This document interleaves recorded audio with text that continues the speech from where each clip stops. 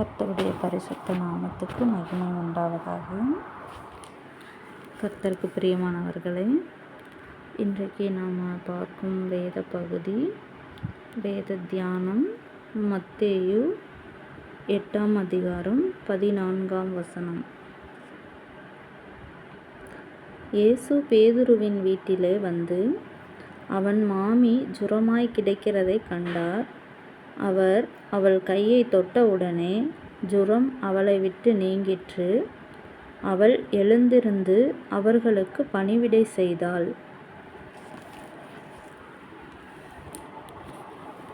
இயேசு பேதுருவின் வீட்டுக்கு போகிறாரு. யார் போகிறாங்கன்னா, இயேசு போகிறாரு பேதுருவோட வீட்டுக்கு. அப்போ பேதுருவோட மாமி ஜுரமாக இருக்கிறாங்க. அதை பார்க்குறாரு.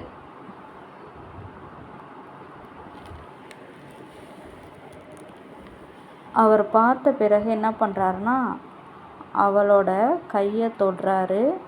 தொட்ட உடனே ஜுரம் அவளை விட்டு நீங்கிடுது. நீங்கின பிறகு அவள் என்ன பண்ணுறா அப்படின்னா, எழுந்திருந்து அவர்களுக்கு பணிவிடை செய்கிறான். இந்த வேத பகுதி என்ன சொல்லுது அப்படின்னா, நாம் எழும்பணும் அப்படிங்கிறத சொல்லுது. அதாவது மரித்த வாழ்க்கையை விட்டு நாம் எழும்பணும், ஜுரமாக இருக்கிற வாழ்க்கையை விட்டு நாம் எழும்பணும் அப்படின்னு சொல்லுது. ஜுரம்னா வியாதி. இப்போ அந்த வியாதியாக இருக்கிறது யாருக்கு அப்படின்னா, மரித்த வாழ்க்கையில் இருக்கிறவங்களுக்கு தான் வியாதி வரும். மரித்த வாழ்க்கை என்பது என்ன அப்படின்னா, எண்ணங்களில் வாழ்கிற வாழ்க்கை. நமக்கு ஒரு நாளைக்கு எத்தனையோ எண்ணங்கள் வரும். அது எண்ணவே முடியாது, அந்த அளவுக்கு வரும் எண்ணங்கள். அந்த எண்ணங்களின்படி தான் நாம் இவ்வளோ நாளாக ஓடிக்கிட்டு இருப்போம் இப்போவும் கூட. ஆனால் அந்த எண்ணங்களின் பின்னாலேயே நாம் ஓடுறோம் அப்படின்னா நமக்கு வியாதி தான் வரும். இந்த எண்ணங்களில் தான் வாழ்ந்துக்கிட்டு இருந்திருக்கிறாங்க பேதுருவோட மாமி. ஜுரமாக இருக்கிறாங்க, வியாதியாக இருக்கிறாங்க. இப்போ எண்ணங்களில் நாம் வாழ்ந்தாலும் நமக்கும் வியாதிதான்றது அர்த்தம். அதாவது எண்ணங்களில் வாழ்கிறவங்களுக்கு பேர் என்ன அப்படின்னா வியாதி. எண்ணங்களில் வாழ்ந்தால் வியாதி என்று பொருள். வேதம் அதான் சொல்லுது. ஜுரமாக இருந்திருக்காங்கன்ட்டு சொல்லுது. அதாவது எண்ணங்களில் வாழ்கிறவங்க ஜுரமாக இருக்கிறாங்க, வியாதியாக இருக்கிறாங்க அப்படின்னு சொல்லுது வேதம். அவங்களுக்கு பேர் தான் மரித்தவர்கள் என்று அர்த்தம். ஏன்னா அவங்களுக்குள்ள ஆத்துமாவானது இருக்குது. தேவன் கொடுத்த ஆத்துமா ஆதியாகமத்தில் இருக்குது. ஆதாமுக்குள்ள நாசியில் சுவாசத்தை ஊதும்போது ஜீவ ஆத்துமா ஆனான் அப்படின்னு இருக்குது. அப்போ நமக்குள்ள ஒரு ஆத்துமாவை ஆண்டவர் கொடுத்துருக்கிறாரு. அந்த ஆத்துமாவானது இறந்த நிலையில் இருக்குது. ஏன் அப்படின்னா, எண்ணங்களில் வாழ்கிறோம். நாம் எண்ணங்களின்படி நாம் வாழும்போது நம்மளுடைய ஆத்துமாவானது மரித்து போய் கிடக்கிறது. நம்மளுடைய ஆத்துமாவானது ஜுரமாக இருக்கிறது அப்படிங்கிறது தான் இங்கே வேதம் சொல்லுது. அப்போ அந்த ஜுரம் நீங்கணும் அப்படின்னா இயேசு நமக்குள்ளே வரணும். அந்த இயேசு நமக்குள்ளே வந்து என்ன பண்ணுறாரு அப்படின்னா, அவள் கையை தொட்ட உடனே ஜுரம் அவளை விட்டு நீங்கிற்று. இயேசு நமக்குள்ளே வரணும் அப்படின்னா நாம் எண்ணங்களில் வாழ்கிறத நாம் நிறுத்தணும். எண்ணங்களின்படி ஓடுறதையும் எண்ணங்களின்படி நாம் ஒவ்வொரு நாளும் வாழ்க்கையை நடத்துகிறதையும் நாம் நிறுத்தணும். அப்படி நிறுத்தும்போது நமக்குள்ள இயேசு வருவார் ஒரு நாள். அவர் வந்து நம்ம கையை பிடிப்பார். அவர் தான் அங்கே அவளுடைய கையை அவர் தொட்டவுடனே ஜுரம் அவளை விட்டு நீங்கிற்று. அவர் நமக்குள்ளே வந்து ஒரு நாள் நம்மளை அவர் தொட்ட உடனே அந்த ஜுரமானது நீங்கும். அதாவது நமக்குள்ளே இருக்கிற அந்த வியாதியானது நீங்கும். அதாவது நமக்குள்ளே மரித்து போன ஆத்துமாவானது உயிர் பெறும் அப்படிங்கிறது தான் அங்கே அர்த்தம். அப்போ அந்த உயிர் பெற்றதை தான் என்ன சொல்கிறாங்க அப்படின்னா, அவள் எழுந்திருந்து அப்படின்னு வேதம் சொல்லுது. அதாவது நமக்குள்ளே இருக்கிற ஆத்மாவானது உயிர் பெற்ற தன்மைக்கு பேர் என்ன அப்படின்னா எழும்புவது என்று அர்த்தம். ஒரு மனுஷன் கர்த்தருக்குள்ளே எழும்புறது அப்படின்னா, எழும்பிட்டான் அப்படின்னா நமக்குள்ளே இருக்கிற ஆத்மாவானது உயிர் பெற்று விட்டது அப்படின்னு அர்த்தம். அந்த ஆத்மா எப்போ உயிர் பெறும்னா, நாம் எண்ணங்களின்படி வாழ்கிறத விடுத்தோம் நிறுத்தினோம் அப்படின்னா மட்டும்தான் அந்த ஆத்மாவானது நமக்குள்ளே உயிர் பெறும். அப்போ அதுக்கு பேர் தான் எழும்பி விட்டாங்க அப்படின்னு அர்த்தம். எழுந்துட்டாங்க, மரித்த வாழ்க்கையை விட்டு எழுந்துட்டாங்க அப்படின்னு பொருள் வேதத்தில்.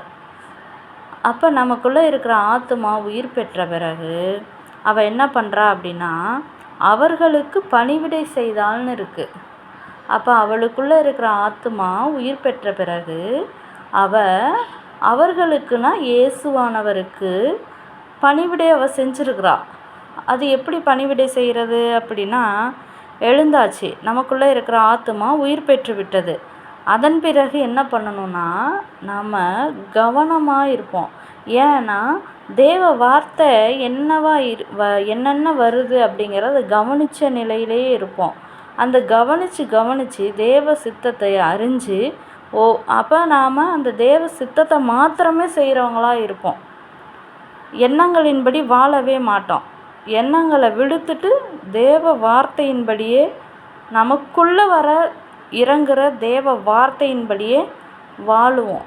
அதுதான் அங்கே சொல்லப்பட்டிருக்கு. அவர்களுக்கு பணிவிடை செய்ய. அதனால் அவள் தேவ வார்த்தையின் மீது அவள் கவனமாக இருந்து அந்த வார்த்தையின்படியே அவள் நடந்தா, தேவ சித்தத்தின்படியே நடந்தா அப்படின்னு அங்கே சொல்லப்படுது. அதுதான் பணிவிடை செய்தல் அப்படின்னா, கர்த்தருக்கு பணிவிடை செய்தல் அப்படின்னா நாம் கவனமாக இருக்கிறதுன்னு அர்த்தம். கவனமானா சாதாரணமாக இருக்கிறது. எப்படின்னா, இப்போ எண்ணங்களுக்கும் தேவ சித்தத்துக்கும் என்ன வித்தியாசம் அப்படின்னா, எண்ணங்கள்னால் இப்போ ஒரு 10 நிமிஷம் இருக்குது. இந்த 10 நிமிஷத்தில் நமக்கு 10 எண்ணங்கள் வந்துடும். 10 எண்ணங்கள் அதை விட அதிகமாக கூட வந்திருக்கும். இப்போது இங்கேருந்து எங்கேயாவது ஷாப்பிங் போகணும்னு தோணும், அல்லது வேறு ஏதாவது பண்ணணும்னு தோணும். இந்த மாதிரி நமக்கு எண்ணங்கள் வந்துக்கிட்டே இருக்கும். அந்த வந்த எண்ணத்தை பின்னாடியே என்ன பண்ணுறோம், நாம் அதை எடுத்துக்கிட்டு உடனே சரி ஷாப்பிங் போகலான்னு போகிறோம், இல்லை இந்த அவங்கள பார்க்கலான்னு போகிறோம், இல்லைன்னா வேறு ஃப்ரெண்ட்ஸை பார்க்கலான்னு போகிறோம். இந்த மாதிரி நம்ம இங்கே இருக்கவே மாட்டோம், சும்மா இருக்கவே மாட்டோம். நம்ம சும்மா உட்காந்துருக்கவே மாட்டோம். நம்ம கால் ஓடிக்கிட்டே இருக்க சொல்லும், ஒரு இடத்துல நிற்காது. அதுதான் எண்ணங்கள். இப்படி நமக்கு வர எண்ணங்கள் பின்னாடியே ஓடுறது தான் எண்ணங்களின்படி நடக்கக்கூடிய வாழ்க்கை. அதுதான் மரித்த வாழ்க்கை. ஏன் அப்படின்னா, அப்படி எண்ணங்களின்படி நடக்கும்போது நமக்குள்ளே இருக்கிற ஆத்மாவானது மரித்து போயிடுச்சின்னு அர்த்தம். தேவனை அது துக்கப்படுத்துறது. நம்ம இஷ்டத்தில் சுய போக்கில் நம்ம ஓடுறோன்னு அர்த்தம். ஆனால் இந்த எண்ணங்களின்படி இப்போ நமக்குள்ளே 10 எண்ணங்கள் 10 நிமிஷத்தில் 10 எண்ணங்கள் வந்துடுச்சு. ஆனால் அதுலேயே ஒரு தேவனுடைய சித்தமானது, தேவ வார்த்தையானது நமக்குள்ளே இறங்கும். அந்த வார்த்தையை நாம் உணர்வோம். உணர்ந்து அந்த ஏவுதலாக நமக்குள்ளே வரும் தேவ வார்த்தையானது. அதை நாம் கவனிக்கணும். அப்போ நமக்குள்ளே கவனித்தா மட்டும்தான் எண்ணங்கள் என்னங்கிறதும் தெரியும், தேவ வார்த்தை என்ன அப்படிங்கிறது நாம் புரிஞ்சிக்க முடியும். தேவ வார்த்தை நமக்கு எப்போதும் ஏவுதலாகவே வரும். ஏவுதல்னால் நமக்கு நாம் உணர்ந்து கொள்ளக்கூடியவங்களாகவே இருப்போம். தேவ வார்த்தையை நாம் உணர தான் முடியும். அதுதான் ஏவுதல். அப்போ அந்த ஏவுதலாக நமக்கு தெரியும். அது தனியாகவே தெரியும். தேவன் பேசுகிறது, கர்த்தரோட வார்த்தை நமக்குள்ளே இறங்குறது தனியாகவே தெரியும். அப்போ அதுதான் தேவ சித்தம். அப்போ தேவ வார்த்தை எது, எண்ணங்கள் எது அப்படிங்கிறத நாம் கவனிக்கும்போது புரிஞ்சிரும். அப்போ எண்ணங்களின் பின்னாடி அவள் என்ன பண்ணிட்டா, எழுந்த பிறகு நம்மளுடைய ஆத்மா உயிர் பெற்ற பிறகு எண்ணங்களின் பின்னாடி அவள் போகாமல் அவர்களுக்கு பணிவிடை செய்தாள்னா, அவளுக்குள்ளே இறங்கின அந்த தேவ வார்த்தைக்கு அவள் கீழ்ப்படிஞ்சா. தேவ வார்த்தையின்படியே ஒவ்வொரு செயல்களையும் அவள் நடத்தினா அப்படின்னு அங்கே சொல்லப்படுது. அதுதான் தேவனுக்கு செய்கிற சேவை, அதுதான் இயேசுவுக்கு செய்கிற சேவை, கர்த்தருக்கு செய்கிற சேவை. அப்போ நாம் சாதாரணமாக இருக்கும்போதே இந்த தேவ வார்த்தையை நாம் எப்படி பெற்றுக்கலாம் அப்படின்னா, சாதாரணமாக இருந்தாவே போதும். இப்போ நம்ம போயிட்டு ஜெபம் பண்ணிக்கிட்டு அல்லது இப்போ ஓயாமல் நாம் ஆண்டவர்கிட்ட வேண்டிக்கிட்டு நாம் சத்தமாக சொல்லிக்கிட்டு இருக்கணுன்ற அவசியமெல்லாம் இல்லை. சாதாரணமாக உட்காந்துருந்தா போதும். நமக்குள்ளே அல்லது நமக்கு என்ன வேலை இருக்கோ அந்த வேலையை, கொடுக்கப்பட்ட வேலையை செஞ்சுக்கிட்டு இருந்தால் போதும். தேவ வார்த்தை எப்போ வேணாலும் நமக்குள்ளே இறங்கும். எப்போ வேணாலும் தேவனுடைய ஏவுதலானது நமக்கு உண்டாகும். அது எந்த நேரத்தில் வரும்ன்றது நமக்கே தெரியாது, ஆனால் வரும் கண்டிப்பாக. அப்போ நமக்கு வர நம்மளை கவனிச்சுக்கிட்டு இருக்கிறோம் அப்படின்னா தேவ வார்த்தை என்ன நமக்குள்ளே வந்திருக்கு அப்படிங்கிறத நாம் அறிஞ்சு அதன் தேவ சித்தத்தின்படியே நம்ம நடக்கிறவங்களாக மாறுவோம். அப்போ தான் நமக்குள்ளே இருக்கிற ஆன்மாவானது உயிர் பெற்று அவரை பின் செல்ல முடியும். அவருக்கு கர்த்தருக்கு பணிவிடை செய்ய முடியும். கர்த்தருக்குரிய மக்களாக நாம் அதுக்கப்புறம் தான் வாழவே முடியும். அதனால் நமக்குள்ளே இருக்கிற ஆன்மாவானது உயிர் பெறணும். அதுக்கு பேர் தான் எழுந்திருத்தல் அப்படின்னு அர்த்தம் வேதத்தில். அப்போ இங்கே அந்த பேதுருவோட மாமி ஜுரமாக இருந்தப்போ எண்ணங்களில் வாழ்ந்துக்கிட்டு இருக்கிறா. அதுக்கு பேர் தான் ஜுரம். அப்போ இயேசு அவளை தொட்ட உடனே அவகிட்ட இருந்த அந்த ஜுரமானது போயிடுது. அப்போ இயேசு நமக்குள்ளே நம்மளை தொட்ட உடனே நம்ம எண்ணங்களில் வாழ்கிற வாழ்க்கையை விடுத்துருவோம். கர்த்தரை நம்பி வாழ்கிற, கர்த்தருடைய வார்த்தையின்படி நமக்குள்ளே வர ஏவுதலாகிய கர்த்தருடைய வார்த்தையின்படியே நாம் நடக்குவோம். அப்படி நடக்கும்போது நமக்குள்ளே இருக்கிற ஆன்மாவானது உயிர் பெற்றுவிடும் அப்படின்னு இங்கே வேதமானது சொல்லப்படுது. அதுதான் இங்கே சொல்லியிருக்கிறாங்க. அதனால் நமக்குள்ளே நம்ம கவனிக்கிறோம் அப்படின்னா, கவனிக்கிறோன்னா ரொம்ப போய் நம்ம டீப்பாலாம் ரொம்ப கவனிச்சிக்கிட்டு இருக்கணும் அப்படின்னு ரொம்ப கஷ்டப்படணும் அப்படிங்கிற அவசியம் இல்லை. சாதாரணமாக இருந்தாவே போதும். ரொம்ப இல்லை கண்ணை மூடிட்டு நம்ம போய் ஒரு ரூமில் கதவை சாத்திட்டு உக்காந்துருக்கணும் 1/2 மணி நேரம் 1 மணி நேரம் கர்த்தர் என்ன பேசுகிறாருன்னு தெரிஞ்சுக்கணும் அப்படின்லாம் போயெலாம் காத்துக்கிட்டு ரொம்ப வருத்திக்கிட்டு கஷ்டப்படுத்திக்கிட்டு இருக்க தேவையில்லை. நாம் சாதாரணமாக இருந்தாவே போதும். தேவ வார்த்தையானது நமக்குள்ளே இறங்கும். தேவனுடைய ஏவுதலானது நமக்கு உண்டாகும். அது உணரும்போது நம்ம புரிஞ்சுக்க முடியும். அதனால் சாதாரணமாக இருக்கிறது தான் நமக்கு முக்கியமானது. சாதாரணமாக இருந்தாவே தேவனுடைய வார்த்தை எது அப்படிங்கிறத நாம் உணர முடியும். அதனால் தேவ வார்த்தையை அறிஞ்சு எண்ணங்களில் ஓடாமல் கர்த்தருடைய வார்த்தையின்படி கர்த்தருடைய சித்தத்தின்படி நாம் நடந்தோம்னா நமக்குள்ளே இருக்கிற ஆத்மாவானது ஒரு நாள் உயிர் பெற்றுவிடும். அப்படி உயிர் பெற்ற பிறகு கர்த்தரோட பாதையில் மாத்திரம்தான் நம்ம நடக்கக்கூடியவங்களாக இருப்போம். பிசாசின் பாதையில் நாம் நடக்கிறவங்களாக இருக்கவே மாட்டோம். அப்போ தான் பரலோக ராஜ்யமானது நமக்கு திறக்கப்பட்டது அப்படின்றதுக்கான அத்தாட்சி அதுதான். இங்கே பூமியிலே நாம் வாழும்போதே பரலோக சாம்ராஜ்யத்தை நாம் ருசித்தவர்களாக வாழ முடியும். அதுதான் இங்கே சொல்லப்பட்டிருக்கு. இன்னும் இதை பற்றி டீப்பாக பேசலாம், கர்த்தருக்கு சித்தமானா பேசலாம். கர்த்தருக்கு ஸ்தோத்திரம். பிரியமானவர்களே, தேவனுடைய சித்தத்தின்படி இனி வாழவும் கவனிக்கணும். நம்ம சாதாரணமாக கவனித்தாவே போதும். அவர் சித்தம் என்ன, அவரோட வார்த்தை நமக்குள்ளே என்ன அப்படிங்கிறத நாம் கவனித்து அதன்படி நடந்தால் கர்த்தரோட வழியில் நாம் நடக்கிறவங்களாக இருப்போம். கர்த்தருக்குள்ளே எழுந்த மக்களாக இருப்போம். கர்த்தரை பின்பற்ற மக்களாக இருப்போம். கர்த்தருக்கு பணிவிடை செய்கிறவங்களாக அப்போ தான் நாம் இருப்போம். அதனால் கர்த்தருக்கு ஸ்தோத்திரம்.